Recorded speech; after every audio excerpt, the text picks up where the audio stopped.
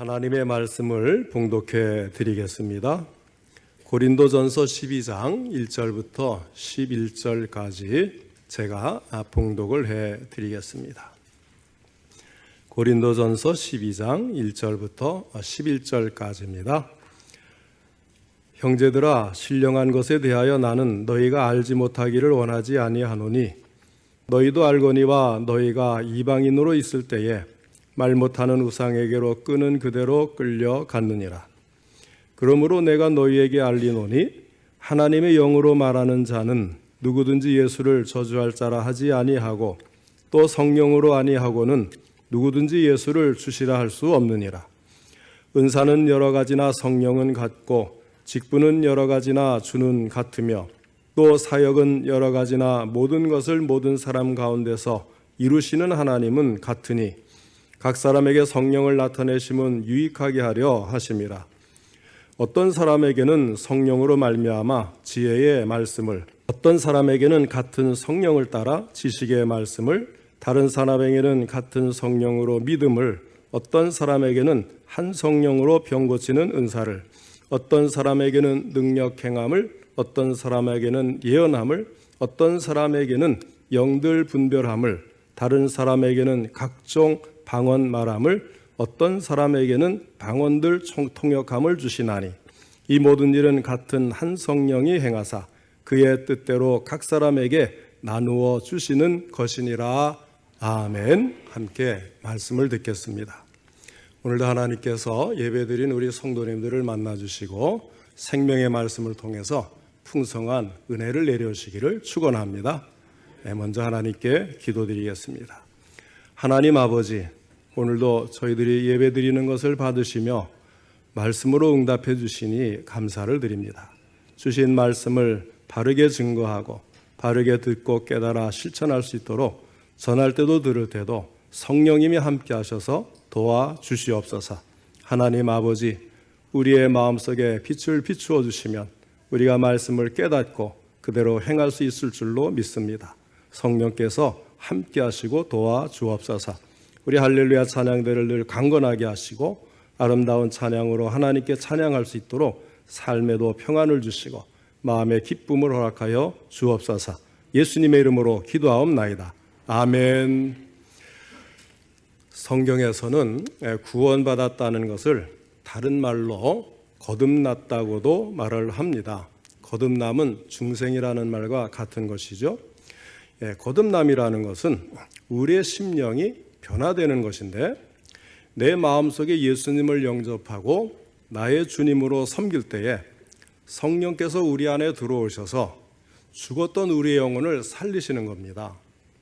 하나님께서 아담에게 그 선악을 알게 하는 나무의 열매를 먹지 말라, 먹으면 반드시 죽으리라 했을 때 아담이 그것을 먹는 순간 그 영혼은 죽은 거거든요.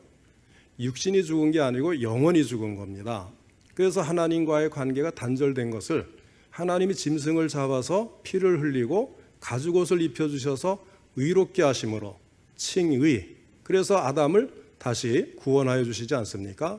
이것은 모든 인류에게 똑같이 적용이 되는 거예요. 그래서 성령이 우리 안에 들어오셔서 우리의 영혼을 살리실 때 우리로 하나님과의 관계가 회복되게 하는 겁니다. 그래서 거듭남으로 새로 태어난 사람은 예수가 믿어지고 하나님이 믿어지고 하나님이 창조하셨다는 사실이 믿어지고 성경 말씀이 믿어지고 그때부터 하나님의 자녀가 되어서 새 생명을 살게 되는 것입니다. 인간을 거듭나게 하는 분은 오직 성령이십니다. 성령이 오셔서 거듭나게 하지 않고서는 예수를 믿을 수가 없어요. 그러니까 우리 성도님들은 도대체 성령님이 내 안에 들어오셨을까 안 들어오셨을까 궁금하시면 내가 지금 예수님을 믿고 있는지 아닌지만 살피시면 돼요. 내가 예수가 믿어지는 것은 성령이 내게 오셔서 나를 거듭나게, 내 영혼의 생명을 살아나게 하셔서 하나님과의 관계를 회복시켰기 때문에 내가 예수가 믿어지는 거예요.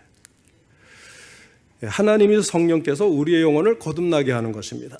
그러니까 거듭난 사람의 안에는 성령님이 오셔서 함께 계시고 다시는 떠나지 않으시면서 천국에 이를 때까지 함께 계시고 우리를 도우시는 거예요. 그래서 성령의 내주하심이라는 말을 쓰고, 그럴 때에 우리와 항상 함께 하시니까 보혜사 성령, 보혜사라는 것은 옆에서 보살피고 돌보고 도와주는 것이거든요. 그러니까 이 세상에 예수님이 살아계실 때는 예수님이 제자들에게 보혜사가 되셔서 그들과 함께 하시고 돌보셨는데, 예수님이 승천하실 때 또 다른 보혜사를 내가 보내겠다. 그랬을 때 또 다른 보혜사가 성령을 가리키잖아요. 성령이 오셔서 우리 안에 내주하시면서 예수님이 제자를 돌보신 것처럼 우리를 돌보시는 거예요. 그런데 여러분, 성령께서 우리 안에 들어오실 때 그냥 들어오지 않습니다. 우리가 항상 손님으로 가든지 누구를 만나러 가든지 어른들이 항상 그러잖아요. 빈손 들고 가지 마라. 그래서 값싼 음료수라도 사가지고 들고 가도록 그렇게 가정교육을 시키지 않습니까? 요즘에 어떤지 모르겠습니다만은 옛날에는 어른들이 꼭 빈손 들고 가지 마라. 그래서 다른 집에서 떡을 선물로 해오면 빈 그릇으로 보내지 않고 거기에 고구마 삶은 거라도 넣어서 같이 보내고, 이렇게 하는 것이 전통적인 예의범절 아닙니까? 성령님께서도요, 오실 때 그냥 맨손으로 맨입으로 그렇게 오시는 게 아니고 선물을 들고 오세요. 선물. 그것을 우리는 다른 말로 은사라 이렇게 이야기를 합니다. 그래서 거듭난 사람은 성령을 모신 사람이요, 성령을 모신 사람은 성령의 은사, 선물을 받게 되는 것입니다. 본문 4절에 은사는 여러 가지나 성령은 같고 하였는데, 이때의 은사라는 용어는 헬라어로 카리스마, 이런 카리스마라는 말을 많이 들으셨죠? 이 카리스마라고 하는데 개인에게 나누어지는 성령의 특별한 선물, 은사를 말하는 것입니다. 이렇게 은사를 선물이라고 할 때는 상대적인 작용이 전제가 되어져요.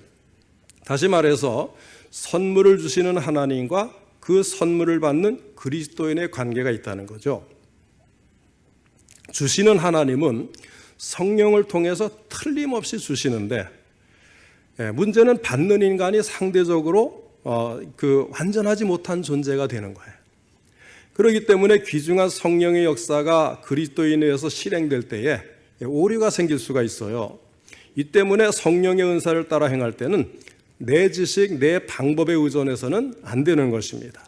성령의 은사가 각각 주어진 후에도 언제나 주의할 것은 같은 성령의 역사로 직임은 여러 가지나 주는 같으며 역사는 여러 가지나 모든 사람 가운데 역사하시는 하나님은 같은 분이심을 알아야 하는 것입니다. 우리 성도님들 거듭나셨습니까? 그렇다면 성령의 은사를 받으셨죠? 받은 은사가 어떤 것입니까? 성령의 은사란 도대체 무엇이고 어떤 사람이 받는 것인가? 특수한 사람만 받는가? 아니면 신앙인이면 모두 받는가? 성령의 은사와 성령의 충만은 같은 것인가? 아니면 다른 것인가? 그러면 성령의 세례는 또 무엇인가? 오늘 이런 것들을 간단하면서도 분명하게 설명을 해드리겠습니다. 잘 이해하시고 기억하셔서 신앙의 확신을 가지시기 바랍니다. 성령의 은사에 대한 말씀은 고린도전서 12장에 있습니다. 그런데 성경 말씀은 은사에 대하여 말씀하시기 전에 구원부터 확인을 시켜줘요. 그것이 바로 거듭남이라는 것입니다. 그리고 우리의 구원은 성령을 받아야 하고, 성령을 받은 증거는 12장 3절에 예수님을 나의 구주로 시인하는 것. 성령을 받은 증거를 다른 데서 찾으면 안 돼요. 성경에 있는 그대로 찾아야 됩니다. 성경에서 말씀하시기를 예수님을 나의 구주로, 나의 주라고 부르고 시인하면 성령이 내 안에 있다고 말씀하시니 나는 성경대로 성령을 받았다. 이렇게 이야기를 해야 돼요. 자, 우리 성도님들은 예수님을 여러분의 구주로 믿고 계십니까? 자, 이 아멘은 성령의 역사로만 가능하다고 성경은 지금 말씀을 하고 있는 거예요. 이것이 구원의 확신입니다. 이렇게 예수님을 주로 시인하고 그렇게 부르면서 성령이 내 안에 들어와 계신 분은 구원이 확실한 거예요. 모두 성경을 보아주시기 바랍니다. 본문 3절 말씀, 3절 말씀 우리 다 같이 펴서 함께 읽도록 하겠습니다. 3절 시작.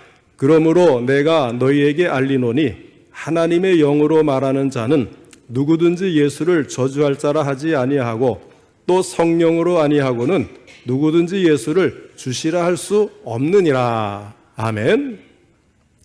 성령이 오시면 예수님을 저주할 자라고 하지 아니하고 주님이라고 시인을 하게 됩니다. 이것이 구원의 확신입니다. 성령의 충만도 성령의 은사도 바로 이 구원의 확신을 기초로 하고 진행을 하는 거예요. 그러므로 우리 성도님들도 성령의 은사보다는 먼저 구원의 확신을 확립하시기를 바랍니다. 그리고 이제 성령이 우리에게 오시면 세 가지 부분에서 사역을 하세요. 첫째는 우리에게 구원을 확신시켜주는 것이 방금 읽은 3절 하반절의 말씀입니다. 성령으로 아니하고는 누구든지 예수를 주시라 할 수 없느니라 하였어요. 이때 성령이 우리 안에 오셔서 예수님이 믿어지고 예수님을 주여 주님이라고 이렇게 부르게 되는 것을 우리는 성령의 세례. 자, 그러면 우리 성도님들은 성령 세례 받으셨어요? 못 받으셨어요? 받았습니다. 예수님을 주라고 부를 수 있게 된 것은 성령 세례, 성령이 오셔서 거듭나게 하는 것을 성령 세례라고 하거든요. 성령 세례가 다른 게 아니에요. 자꾸 다른 쪽으로 그것을 이제 붙여서 설명하는 사람들이 있는데, 성령 세례는 이 거듭남으로 성령이 오셔서 예수가 믿어지고 주님이라 부르는 것이 성령 세례입니다. 그 다음에 둘째는 성령의 충만. 그래서 우리의 삶을 변화시키고 인격을 변화시키는 사역인데, 이것을 성화 또는 성령의 열매 이렇게 이야기를 합니다. 그 다음에 세 번째는 성령의 은사입니다. 오늘의 이제 주요 부분이죠. 성령의 은사라고 하면 방언을 먼저 연상하기가 쉽지만 성령의 은사는 방언이 전부가 아니라는 것도 꼭 기억하시길 바랍니다. 또 성령의 은사 중에 방언이 대표적인 것도 아니에요. 그럼에도 불구하고 성령의 은사라고 하면 방언을 연상하고 또 방언에 대해서 매력을 가지는 이유가 무엇입니까? 그것은 성령의 은사에 대해서 정확하게 알지를 못하기 때문에. 제가 자주 설명하는 것은 성경의 지식을 많이 갖지만 정확하게 하는 것이 중요하다. 정확하게 하는 게 중요해요. 그래서 많은 질문이 생기고 또 잘못된 부분에 대한 관심이 생기게 되는 것입니다. 자, 은사에 대해서 말씀드리기 전에 하나님이 우리를 부르신 목적에서부터 먼저 말씀을 드리겠습니다. 하나님이 우리를 부르신 것은 단순히 구원을 받고 교회에 나와서 찬송을 몇 장 부르는 그런 신자가 되라고 부르신 것은 결코 아니라는 거예요. 하나님께서 우리를 부르신 목적은 우리를 구원하실 뿐만 아니라 이 세상에서 하나님을 위하여 헌신하도록 우리가 사명을 감당한다는 게 바로 그거예요. 충성스럽게 헌신하도록 부르신 것입니다. 하나님은 자신을 위하여 성도들이 봉사할 때에 영적인 능력이 필요할 것을 아시고 능력을 주셔요. 제자들을 보낼 때 예수님이 그냥 보내셨습니까? 병 고치고 또 귀신 쫓아내는 능력을 행하는 권세를 주셔서 보내시잖아요. 오늘날 우리가 주님을 위해 헌신하고 봉사할 때 하나님은 또 각기 필요한 능력을 주십니다. 그 영적 능력이 바로 은사라고 하는 거예요. 따라서 이 세상에서 부르심을 받고 이 땅에 남아서 하나님을 섬기는 모든 성도는 누구든지 성령의 은사를 주시기 때문에 성령의 은사를 받았어요. 그래서 이미 가지고 있습니다. 여러분이 알든지 모르든지 이미 받았고 가지고 있는 거예요. 만일 구원만 받기로 작정된 사람이 있다면 그는 예수님을 구주로 영접하는 순간 하나님은 그를 천국으로 데려가실 거예요. 그런 사람에게는 은사가 더 필요 없죠. 왜? 구원 받았고 바로 천국에 가는데 이 세상에서 봉사할 때 필요한 은사가 있을 필요가 없잖아요. 그렇다고 그런 사람이 없는 것이 아니죠. 우리가 예수님의 그 십자가 달리실 때 강도한 사람이 예수님을 믿고 오늘 나와 함께 낙원에 있을 것이다 이렇게 바로 구원받잖아요. 이 사람에게는 더 이상 봉사할 게 없으니까 봉사에 필요한 능력, 이 은사가 더 이상 필요가 없는 거예요. 또 요즘에도 여전히 있습니다. 우리 주변에 이제 그렇게 세상을 떠나 천국에 가시는 분들이 계시는데요. 제가 이제 여러분들을 그런 분들을 만났어요. 특히 이제 농촌에서 목회할 때 그런 경우를 이제 연세든 신분이 많다 보니까 그렇게 이제 그런 경우를 많이 봐요. 제가 아는 어르신들 중에서 마지막 세상을 떠나기 전에, 그전에는 뭐 교회 전도 이렇게 하러 가면 바쁜데 왜 왔냐고 자꾸 이제 가시라고 그러고 쳐다보지도 않고 일만 하고 이러던 분이 어느 날 이제 여러 가지 이제 교회에 좋은 소문과 이제 봉사를 받고 이제 예수를 믿기로 결심한 다음에 이제 그때는 이제 또 뭐 암도 걸리시고 이제 세상 떠나기 얼마 안 된 그런 직전에 예수님을 믿어요. 그래서 세상 떠나기 전에 예수 신앙을 고백하고 몇 달 안 되어서 천국으로 가신 분들이 제법 됩니다. 그런 사람은 은사가 필요하지가 않아요. 그러나 아직 이 세상에 남아서 하나님을 섬겨야 하는 성도들은 누구를 막론하고 은사가 필요합니다. 그래서 하나님께서 은사를 주시는 거예요. 그렇기 때문에 성도들은 누구든지 나는 은사를 받지 못하였다 스스로 그렇게 판단하고 열등의식을 가질 필요가 없어요. 왜냐하면 하나님은 모두에게 성령의 은사를 이미 주셨기 때문입니다. 그런데 이 성령의 은사는 모든 성도에게 주시는 하나님의 보편적인 선물인데 우리가 이 은사에 대한 잘못된 생각이 있으니까 나는 요것을 못하니까 나는 은사를 못 받았다. 저 사람은 저것을 하니까 은사를 받았다. 그래서 상대적으로 열등감을 가지고 나는 믿음이 없나? 구원 못 받았나? 이런 생각을 하는 분까지 생기는 거예요. 누구나 다 받는 은사인데 어떤 사람은 나만 특별히 받은 것처럼 착각하고 자랑해서도 안 되는 거예요. 교만해서도 안 되는 것입니다. 또 나만 못 받은 것으로 오해하고 열등의식을 가져서도 안 되는 거예요. 무엇을 받았든지 고린도전서 4장 7절에 이렇게 말씀합니다. 누가 너를 남달리 구별하였느냐? 내게 있는 것 중에 받지 아니한 것이 무엇이냐? 내가 받았은즉 어찌하여 받지 아니한 것 같이 자랑하느냐 그랬습니다. 하나님 우리를 차별하지 않으시는데 우리는 안 받은 것 없이 모든 것을 다 받은 복된 성도거든요. 하나님께서 우리를 차별하지 않고 골고루 주셨어요. 그러니까 자랑할 것도 없고 교만할 것도 없고 내게 주신 것을 빨리 알아내고 그것을 감사할 뿐인 거예요. 또 하나님의 은사를 잘못 인식해서 자기가 원하는 것을 선택하여 받는 것처럼 생각하는 신자들이 있습니다. 그런데 이것은 아주 잘못된 것이고 성경과도 배치가 되는 거예요. 자, 오늘 읽은 본문 11절을 보면 이런 말씀을 합니다. 이 모든 일은 같은 한 성령이 행하사 그의 뜻대로 각 사람에게, 성령의 뜻대로, 하나님의 뜻대로 각 사람에게 나누어 주는 것이니라. 내 뜻이 아니고 하나님의 뜻에 의해 주어지는 거예요. 우리 생각대로 우리가 원하는 대로 주시는 게 아니고 그렇게 주장하는 것은 하나님의 절대 주권을 침해하고 도전하는 행위가 되는 거예요. 그러므로 우리는 주신 은사에 무엇을 주셨든지 하나님의 뜻에 따라 주셨기 때문에 감사하고 만족해야 됩니다.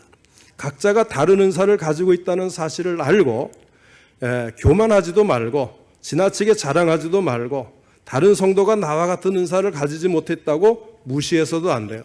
사실은 다 받았거든요. 자, 그러면 이렇게 각기 다른 은사를 각기 다른 사람에게 주시는 이유가 무엇일까요?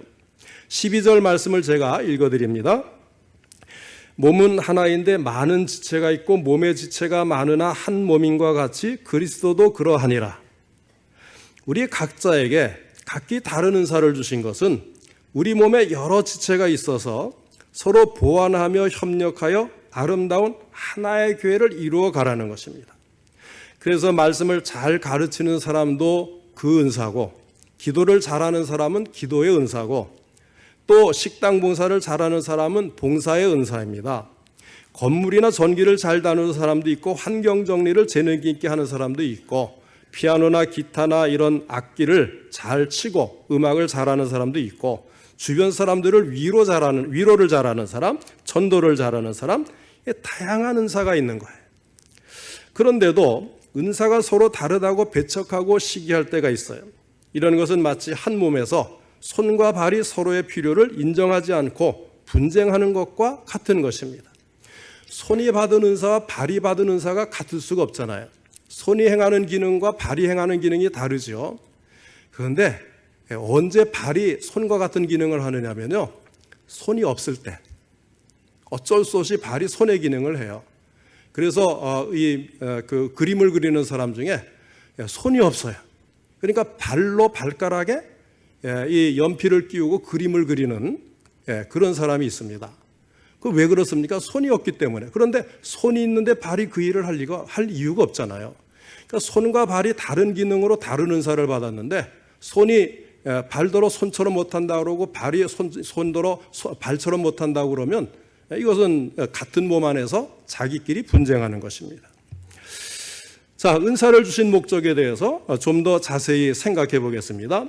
간혹 자신의 은사 받은 것을 자랑하고 그것을 내세우면서 다른 사람에게는 은사가 없는 것처럼 무시하고 내려다보는 사람들이 있어요. 그러면 또 정말 그런가 싶어가지고 위축되기도 하고 부럽기도 하고 고민이 되기도 하는 거예요. 자, 이처럼 우리가 작은 은사를 받고 교만하고 자랑하는 이유가 무엇일까요? 그것은 첫째로 내가 힘써서 은사를 받은 것으로 착각하기 때문입니다. 둘째로 이런 은사는 나만 가지고 있다는 자부심 때문입니다. 셋째는 하나님께서 왜 나에게 이런 은사를 주셨는지를 생각해 보지 않는 데서 싹트는 생각입니다. 성경은 에베소 4장 11절로 12절에서 이렇게 말씀을 합니다. 그가 어떤 사람은 사도로, 어떤 사람은 선지자로, 어떤 사람은 복음 전하는 자로, 어떤 사람은 목사와 교사로 삼으셨으니 이는 성도를 온전하게 하여 봉사의 일을 하게 하며 그리스도의 몸을 세우려 하심이라. 그러니까 하나님이 우리에게 각자 다른 은사를 주신 목적은 첫째는 성도를 온전하게 하는 것, 둘째는 봉사의 일을 하게 하는 것, 셋째는 그리스도의 몸인 교회를 세우려는 것. 이것이 우리에게 은사를 주신 3대 목적입니다. 자, 은사의 3대 목적이 무엇입니까? 성도 온전하게 하는 것, 봉사의 일을 하게 하는 것, 교회를 세우는 것. 이것을 위해서 각기 다른 은사를 주셨다는 거예요. 그렇기 때문에 은사를 주신 하나님의 목적을 정확하게 알고 이것을 바르게 사용할 수 있어야 되는 거죠. 서로 다른 은사를 주었으니까 보완을 해서 완전한 몸의 기능이 살아나게 해야 되죠. 눈은 눈의 기능을 다하고 손은 손의 기능을 다하고 위장은 위장의 기능을 다할 때 건강하고 온전한 몸이 되는 것처럼 교회의 각 사람들이 자기 맡은 일에서 그렇게 힘을 다하여서 온전한 교회가 되는 겁니다. 그렇게 하나님이 주신 은사를 주신 목적을 정확하게 알고 바르게 활용할 수 있어야 되는데 그 일은 받은 은사를 통하여서 다른 성도의 신앙을 온전하게 해주는 보완적인 역할을 하는 것입니다. 교회를 섬기며 덕을 세울 수 있어야 합니다. 만일 내가 받은 은사로 인해서 교회가 어지러워지고 섬김보다는 손해를 끼치고 다른 사람이 열등감을 갖거나 자격지심을 갖거나 상처를 받는 일이 발생한다면 내가 받은 게 정말 성령의 은사인가? 이것은 다시 한번 생각해 봐야 돼요. 성령의 은사는 서로를 세워주는 것인데 다른 사람을 무시하고 열등감 갖게 만들고 상처를 받게 되는 것은 결코 성령의 역사가 아니거든요. 또 은사는 편중되는 것이 아니에요. 한 사람이 모든 은사를 몽땅 가지는 게 아니고 다른 사람들은 하나도 가지지 못하는 것이 아닌 독점적인 것이 아니라는 것입니다. 성령님은 우리 모두에게 각기 다른 성령의 은사를 주셔서 서로 주고받으면서 서로를 섬기고 세워주도록 하신 거예요. 그렇게 될 때에 성도 상호 간에는 덕을 세우고 하나님의 교회가 든든해질 수가 있는 것입니다. 그런데 여러분, 은사하면 제일 먼저 교만해지거나 또는 자격지심을 갖거나 부러워하는 것들이 꼭 하나 있잖아요. 뭡니까? 방언. 이 방언을 너무 강조하는 것도 또 무시해서도 안 돼요. 왜? 성령이 주시는 것이기 때문에 귀한 은사지만 그러나 다 방언을 주는 게 아니잖아요. 오늘 여기 본문 말씀해 보면요, 어떤 사람에게는 다른 사람에게는 이런 말이 반복됩니다. 그러니까 다른 어떤 사람에게는 각기 다르다는 거죠. 그래서 어떤 사람에게는 지식의 말씀, 어떤 사람에게는 영분별함, 다른 사람에게는 각종 방언 말함, 또 어떤 사람은 방언들 통역함. 그러니까 다른 사람이잖아요. 다른 사람. 그러니까 다 다르다는 거예요. 다 똑같이 방언을 다 받고 다 지식의 말씀을 받고 다 예언하는 은사를 받고가 아니고 어떤 사람은, 다른 사람은 분명히 이 말씀을 기억하시길 바랍니다. 그러니까 성경을 평생 읽었는데도 이 말씀이 어떤 의미인지 모르고 나는 왜 방언을 못하지? 저 사람은 방언을 한다고 막 기고만장하고 있는데 왜 나는 못하지? 성경을 바르게 읽는데 정확하게 알아라는 게 바로 그런 뜻이에요. 그러면 우리 성도님들이 가진 은사는 어떤 것일까요? 오늘 본문에는 많은 은사가 나열되어 있는데요. 7절로 10절을 우리 또 7절부터 10절까지 다시 한번 같이 읽어보고 설명을 드릴게요. 7절부터 10절입니다. 시작. 각 사람에게 성령을 나타내심은 유익하게 하려 하심이라. 어떤 사람에게는 성령으로 말미암아 지혜의 말씀을, 어떤 사람에게는 같은 성령을 따라 지식의 말씀을, 다른 사람에게는 같은 성령으로 믿음을, 어떤 사람에게는 한 성령으로 병 고치는 은사를, 어떤 사람에게는 능력 행함을, 어떤 사람에게는 예언함을, 어떤 사람에게는 영들 분별함을, 다른 사람에게는 각종 방언 말함을, 어떤 사람에게는 방언들 통역함을 주시나니. 아멘. 자, 이 본문 말씀에는 우선 성령의 은사가 9가지가 있어요. 그런데 우리 성도님들이 이 말씀을 읽으면서 나는 이 말씀 중에 해당하는 것이 혹시 하나도 없다 이렇게 생각하는 분이 계십니까? 그래서 이제 잘 들으셔야 돼요. 방언, 병 고치는 은사, 방언을 통역하는 은사는 표적의 은사라 그래요. 표적의 은사. 그러니까 이런 은사는 받는 순간 즉시 나타나기 때문에 표적의 은사라고 하는 거예요. 그러니까 교회에 나온 지 며칠 안 됐는데요. 갑자기 교회에 이제 뭐 은혜가 충만하면서 방언을 하는 사람이 있습니다. 옛날에 이제 그런 경험이 있는데요. 이제 초신자가 왔습니다. 그런데 이제 믿음이 잘 안 생기잖아요. 그래서 이제 교회에서 이분을 우리 이제 이제 방언하는 걸 위해서 같이 기도하자. 그래가지고 이제 둘러 앉아가지고 막 기도를 하는데 초신자가 정말로 방언이 터졌어요. 그러면 이 초신자가 대단히 훌륭한 교인입니까? 아니잖아요. 아직 잘 모르잖아요. 그러나 예수를 믿고 성령이 안에 계셔서 표적의 은사가 나타나면 즉각 나타나는 겁니다. 별로 노력이 필요 없어요. 그래서 신의의 은사를 가진 분들은 이렇게 그분이 기도를 하면 병이 즉각 낫습니다. 그런데 우리는 신의의 은사를 못 받았잖아요. 우리는 어떤 은사를 받았습니까? 기도의 은사를 받은 사람들 아닙니까? 그러니까 믿음으로 기도하면 하나님께서 그 믿음으로 기도하는 것을 응답하셔서 다양한 방법으로 치료를 해주시는데 신의의 은사는 즉각 낫는 거예요. 그러니까 표적의 은사입니다. 구분을 하실 줄 알아야 돼요. 자, 그러니까 여기에는 어떤 성경 지식이나 성경을 풀어 가르치는 능력이 없어도 표적의 은사는 금방 나타나는 거예요. 그런데 이 은사를 받았는데 성경의 지식이 없으면 좀처럼 나타나지 않는 은사가 있습니다.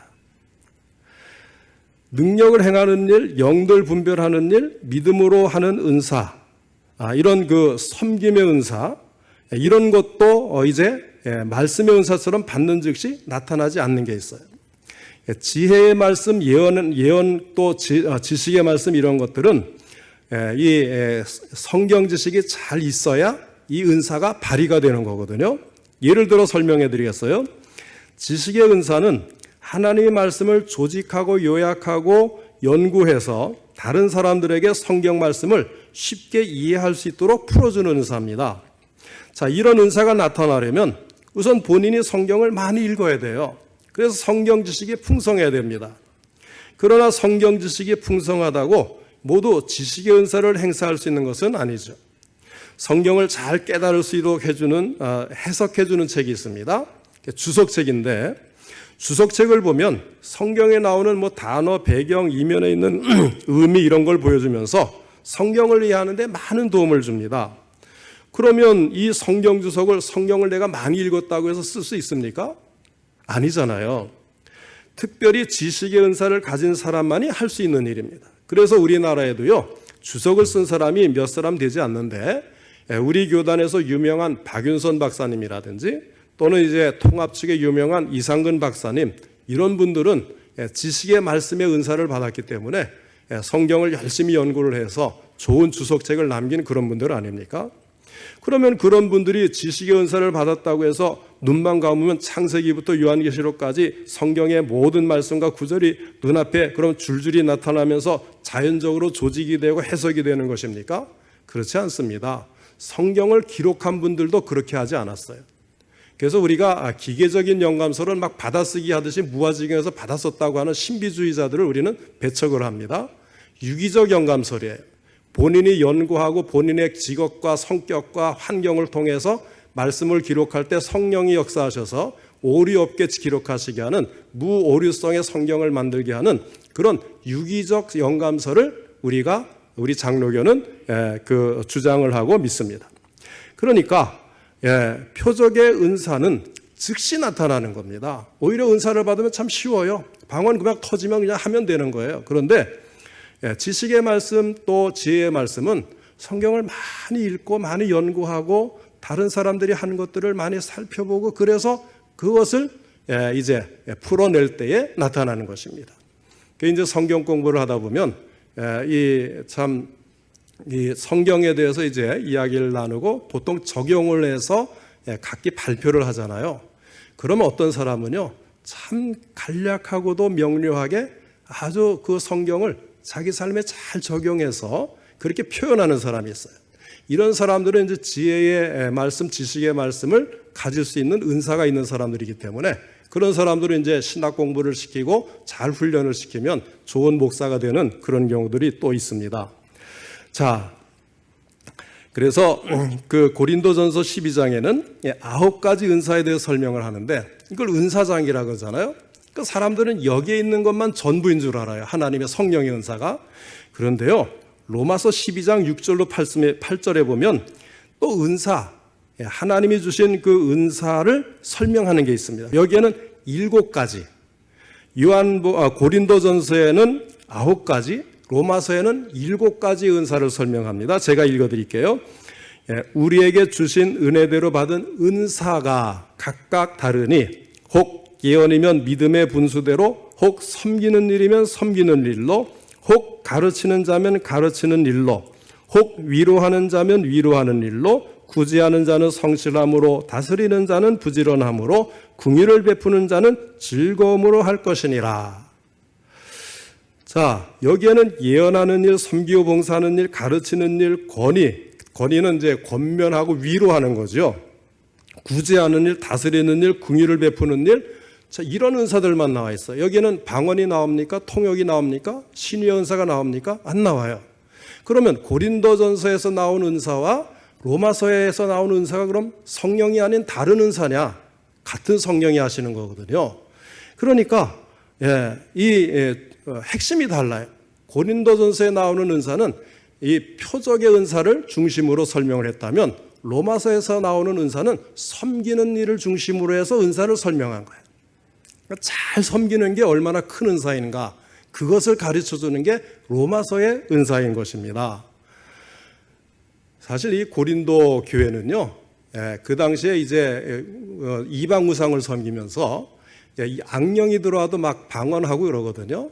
그런 그 표적들이 많이 나타나는 곳이었다 그래요. 아마 그래서 그런 그들에게 하나님이 하시는 일은 더 이제 신령한 것이다라는 걸 보여주기 위해 그랬던 것 같은데, 자, 어쨌든 이렇게 이 고린도전서에서 말씀하는 은사와 로마서에서 말씀하는 은사는 차이가 있다.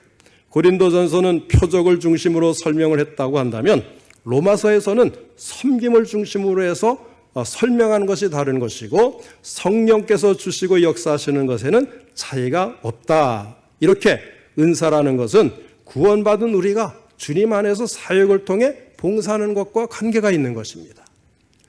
그러니까 은사가 다르다고 해서 어떤 사람은 참 신비한 그런 표적의 은사가 있다고 해서 부러워할 것도 아니고 교만할 것도 아니고 성령께서 그렇게 주신 데는 다 목적이 있다. 서로를 보완하고 돌보고 같이 합력해서 온전한 교회를 세우고 온전한 성도가 되어서 봉사하는 일을 잘하게 만드는 이런 상호 보완적인 그런 이제 목적이 있다는 것을 잊지 마시기를 바랍니다.